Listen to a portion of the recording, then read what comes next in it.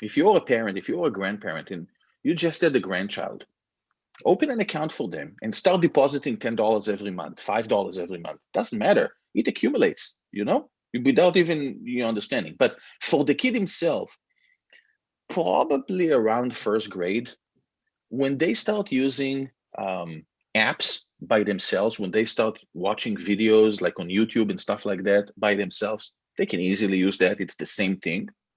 And then you adjust the level.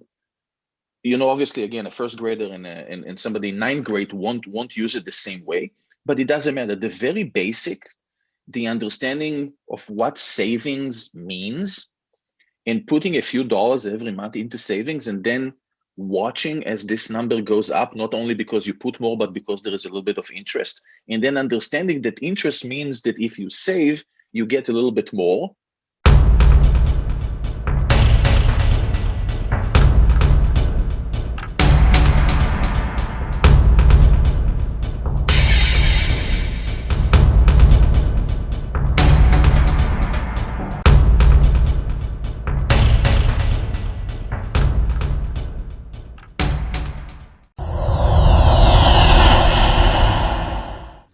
Talking with the experts.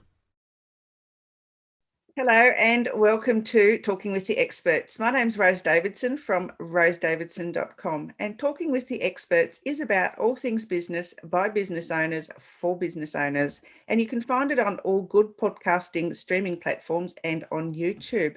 And today my guest is Benny Nachman, and he is the CEO of Jassby. And Jassby is an app by families for families, originally designed to help reduce the common household arguments around budgets, chores, and money. And from there, they've evolved into a world-class shopping experience and a form of banking for the next generation. This mobile wallet for the family allows parents and grandparents to share money with their kids while teaching them about financial literacy. And parents can manage allowances and savings goals with their kids and manage how they spend that money through the Jassby Mall. It's a very interesting app, and I think probably quite useful. And so you are a serial entrepreneur with a track record in building a global bank with over 30 licenses all over the world, and you manage hundreds of employees and thousands of merchants with over $7 billion in volume. Wow, that is absolutely huge. Welcome, Benny, and thank you for joining me today. Thank you so much for having me and for all the kind words. So tell me a little bit more about your app. It sounds so interesting. Thank you. So yes, so what we are, Jassby, is a mobile payments app and card, by the way, for families with kids and teens. So what we do is that we connect three generations. We connect kids or teens, parents, and grandparents. And then the idea is that the adults would give money to the kids. And what we see is that parents usually give money around allowances and chores and academic rewards and stuff like that. And grandparents, when they do, it's mostly around holidays and birthdays and Christmas and stuff and fun stuff. And then the kids, they can do a number of things. So they can save, they can donate. We work with I'd say something like 25-ish, something along these lines of nationwide charities. This is US. When I say nationwide, I mean in the United States. Anywhere from American Cancer Society to Girls Who Code to the Conservation Fund, so everybody can find something that they identify with. And the third thing that they can do is they can spend. They can spend in two ways. And actually, we have kind of two programs. We have what we call the Jassby Preferred. Jassby Preferred starts with younger kids, and I'd say anywhere between 6 and 12, 13, something like that. And then we have the ability to add on top of it a debit card. We work in partnership with MasterCard. And the debit card is really for anybody who wants it, but mostly we see it with a little bit older kids, with teenagers, with kids in middle school and above. And we offer, so if you have a card, you can buy with it anywhere that MasterCard is accepted, which is basically anywhere. And everybody always can buy at the Jassby Shop, where we sell anywhere from fashion to video games, accessories, and stuff like that. And maybe one of the most important things on top of everything is that we are very, very focused on financial literacy and on rewarding you for doing the right thing. So financial literacy has become, over the last 10, maybe 15 years, maybe even a little bit longer, a huge issue, but also a huge opportunity. I'd say not only in the US, but maybe in the Western Hemisphere, where we don't do good by our kids by the fact that we don't teach them about money. And again, I know less about what's happening in your side of the world in Australia, but I can tell you that here, most states and most schools, the vast majority of, do not teach about money at school. No, they don't here either. And, it's and it's they not. they get out into the world and they have no idea what to do. Exactly. So I always tell people, it's very usually when we talk about financial literacy, because it's such a problem, then it's always around negative. It's about, like we just did, right? So financial literacy, we're not doing well by our kids. That's what I said. The kids don't do well. The United States is, if you rank the countries around the world in financial literacy terms, the United States is not in a good place, and so on and so forth. So it's always around the negative. But one of the things that I'm trying to do, and we're trying to do with Jassby, is bring, the good news, the gospel, if you will, of financial literacy. And there are a lot of good news. So I give you, for example, that it's not difficult to get started. And it's not difficult to increase what you know and how you do financial literacy wise with just a few simple actions. And one of the things that we strive to do is that we reward you if you do right. So, it became very, it's very fashionable. And I think for the right reasons, by the way, in the last few years, for insurance companies, for example, to reward you. So if you buy a car insurance company, car insurance from a car insurance company, and it's easy to measure today, and you are a safe driver and you always drive under 65 miles per hour, then you'll get, I don't know, money back on your premium. If you buy life insurance and you stop smoking, or if you don't smoke but you start running a couple of times a week, a few miles, then you get some cash back, on your premium, and so on and so forth. So the idea, and it's a smart business idea, is to reward you for good behavior, and then it's win-win, right? It's good for the insurance company, it's good for you. Same thing with Jassby. So we know, for example, that savings is one of the most important things for a successful, adult life around finance. So the earlier you start, the better you are. Budgeting, learning how to budget. There are a few easy things that you can do, and you can start very early. So one of the things that we do is that we reward you. And I give you a few examples on how we reward you. So for example, open a savings account. And you can open a savings account when you're in first grade. Why wouldn't you? You can do it even before. So if you open a savings account, you get reward points that are transferable into money. If you open a savings account now, every month, put, I don't know, at least $3 there. You get reward points. Once every quarter, donate to charity. You get reward points. We are now introducing, I think by literally next month, we're working with the partner to bring very nice, short, and very informative videos, 2-3 minutes, no longer than that, around financial literacy. So you can say, hey, a condition to your allowance every Sunday, watch a 2-minute video about financial literacy, and then I'll release your allowance. Or I don't know, I'll give you $15 every Monday, but if you watch a 2-minute video about financial literacy, I'll give you 20, and so on and so forth. So again, it's very easy with a series of a few simple steps that we guide you through to increase your knowledge and to increase what we call the financial literacy score. So we give you some sort of a gauge to the family per kid to where you are. And with a few easy steps, you can really, really do much better. So again, the idea is not constantly saying how everything is bad, but how easy it is to get things better. Yeah. So sorry, that was very long-winded. I know mean, that's yeah. perfect because we've not heard of it here, so it's a good explanation and gives us an idea that maybe we should be developing something like that here. So Maybe I should bring Jassby to Australia. perhaps you should. Perhaps you Yeah. should. So, what is the importance of financial literacy for kids under 17? So, look, we live in a very complex world, right? And I think skills, like everything, I give you an example that's not related, but we'll tie it in together.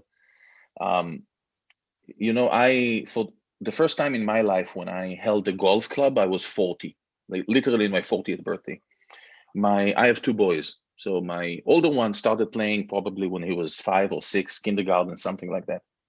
So he's 12 now, and he can drive much better than I can. So I can hit, but at 12 is already doing so much better than I can because the earlier you start, the muscle memory, your ability to like put things into like the movement and everything into your subconscious is so much better, right?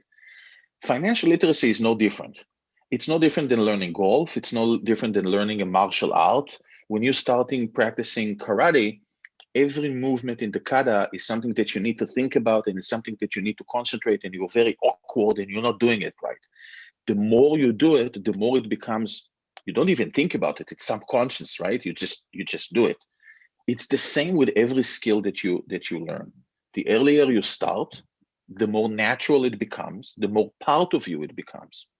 So I'm not, people always ask me, how early can I start? So, man, like I probably wouldn't let a 2 or 3 year old use Jassby. It's probably too early. But by the way, if you're a parent, if you're a grandparent, and you just had a grandchild, open an account for them and start depositing $10 every month, $5 every month. Doesn't matter. It accumulates, without even you understanding. But for the kid himself, probably around first grade, when they start using apps by themselves, when they start watching videos like on YouTube and stuff like that by themselves, they can easily use that. It's the same thing.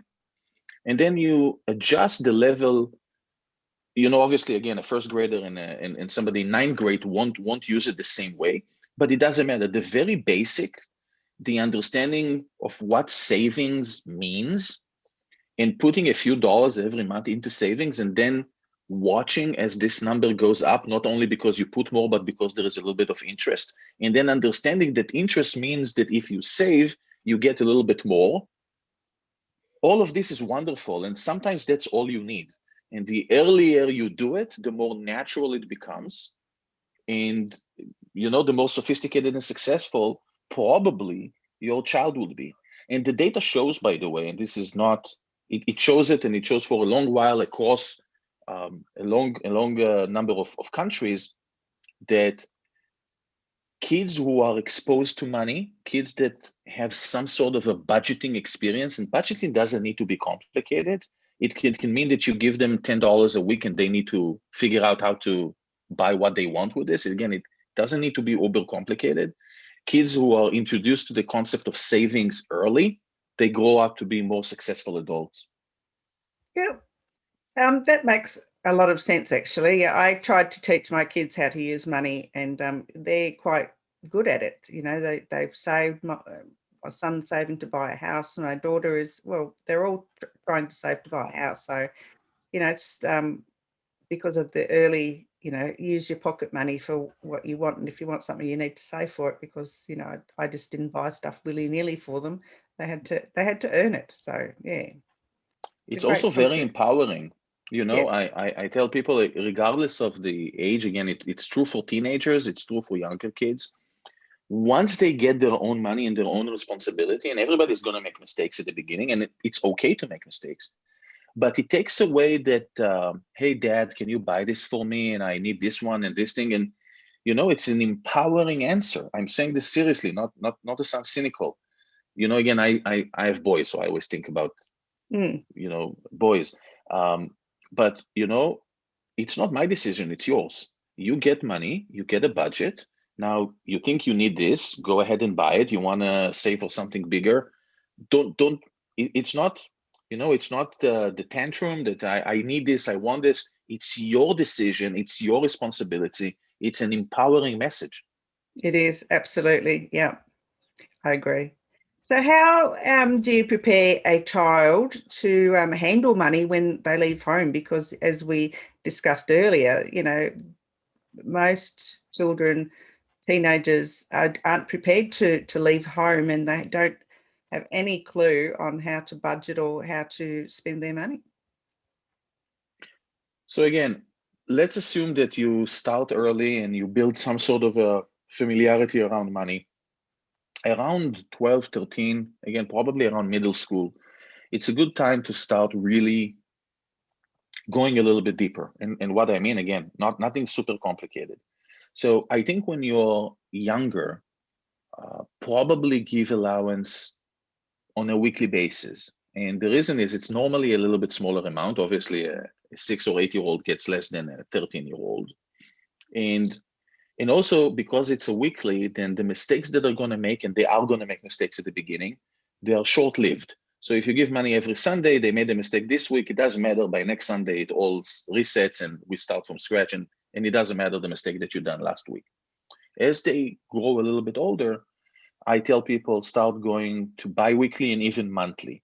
So, with my 12-year-old, I give him allowance a larger amount, but on a monthly basis. And then he needs to think how he spends this money over a month. But he had some training, right? Because for 3 years now, he's been getting his allowance on a weekly basis. So he mastered the weekly. Now he goes to the monthly. And the second thing is, or another thing that you can do, sign them up for a debit card. So debit card, again, it's a good idea because it's not credit. It's not registered anywhere. It doesn't go into your credit history or anything like that. But it allows you to have more real world experience. And, I always tell people when they get to be 13, 14, again, everyone is what's good for their kid and where you live and all of those. But if you live in a place that they can easily get around by a bus or public transportation, or even just by a bike, I don't know, once every few weeks, give them some money. They don't need to finance, right? Give them an extra $15 and send them to the supermarket to buy a gallon of milk and a loaf of bread. And again, because it's a real life experience on how to do that and how much does it cost and how much should you get this change and all of those kinds. And if they have their debit card, it's easy for them to do. And again, it's something that it's not the first time that they ever done something like that is when they go to college and they can't for the life of them figure out how to do it, right? So it's a good thing.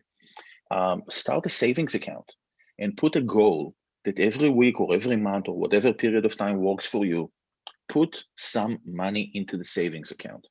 And it doesn't have to be a lot. It's an amount that you can manage. It can be $1. It doesn't matter. Whatever works for you. Start with something small and increase it a little bit over time. But then talk to your kid about interest and how when you're saving money, interest is your friend. When you're borrowing money, interest is your enemy, right? All those little concepts, they build up. Kids get used to, okay, I'm getting that amount of money for a month, and now I need to plan what I want to do. I know how to use my device or my card online. I know how to use it at the supermarket physical. I know how to save money. I understand why it's good, and I see how my money goes up. But I understand also that interest can work against me. Honestly, what more do you need? Absolutely. Great tips, Benny. I think they're absolutely, yeah. I think a lot of people will get a lot out of those. I don't think parents have thought of those ideas. So, yeah, absolutely terrific. Now, getting onto a little bit of a different topic is, what do you think is the future of contactless payments? So I think contactless payments is the future. I think that the cards and the plastic cards, have been with us. Look, the original payment card was in the 1930s, was before World War II. The modern day credit or debit card, the way that we really are used to it today, is from the very early 50s. I think I'm saying this from memory and I might be wrong, but I think that Visa was formed in 1952. So it's around that time. So that's a long time ago, right? So I'm almost 48 years old. My grandfather had a card. You know, that's ancient technology almost. And I think as we move forward, I believe that within 5 years, something like that, we won't see cards anymore, not plastic. It probably would move first stage to the phone, which is mostly it is today anyway. And I think younger people more and more use their phones as a means to pay. And as they grow up, the plastic cards are just going to disappear. By the way, we at Jassby, when we issue the MasterCard card, we issue a virtual card that works on your phone. If you want a plastic card, you need to ask for it and we'll send it to you, but this is not the norm. So what we do for the vast majority of our clients is just we have a virtual cards, and I don't think the teenagers need anything else. The plastic cards are less safe. They're more prone for you to lose them. When you swipe the cards, it's easy to scam and take away the data from the card. It's easier for hackers and cheaters and bad people to use this. So the virtual contactless technology is much safer. People are less likely to lose the card because nobody ever, especially teenagers, they never lose their phone. They know where the phone is every second. Yeah, absolutely. You can't use the mag stripe to steal data. It's just so much safer. Yeah. And I think that's the future. Yeah, I agree with that. I must say I'm a little bit old school and still use my card, although I do have phone apps, but I tend not to use them. I guess it's what you become familiar with, but yes, I don't think I've actually had cash money in my wallet for over a year. So I think the plastic cards are going to go the way of cash. Yeah, I have heard that in Australia too. Actually, Australia's thinking about going, paperless, basically. So yes. cash money will, Disappear. fade away, and we'll just be relying on cards, and then we'll go to the app. So we're headed down that way. And the cards would go to the phone, and the phone would go to whatever comes next. But yes, that's absolutely right. So what words of wisdom, Benny, have you got for, parents, children, anyone who's listening to us today? Open a debit account, get a debit card, open a savings account as young as you can possibly do it. Open a savings account and start saving. And then when you're old enough, and old enough is probably in your teens, 14, 15, start investing a little bit, a few dollars, buy a stock of a company that you like. What I always do is that if I buy any shares of companies, any stock of companies directly, I only buy stock of companies that I use. So if I have an iPhone, I buy Apple. If I drink my coffee at Starbucks, I buy Starbucks. If I wear, you know what I mean? I'm just randomly picking. So this is not investment advice, but what I mean is that start at an early age, start investing. If there are 2 things or 3 things that I can tell you, and again, it's not me, it's data.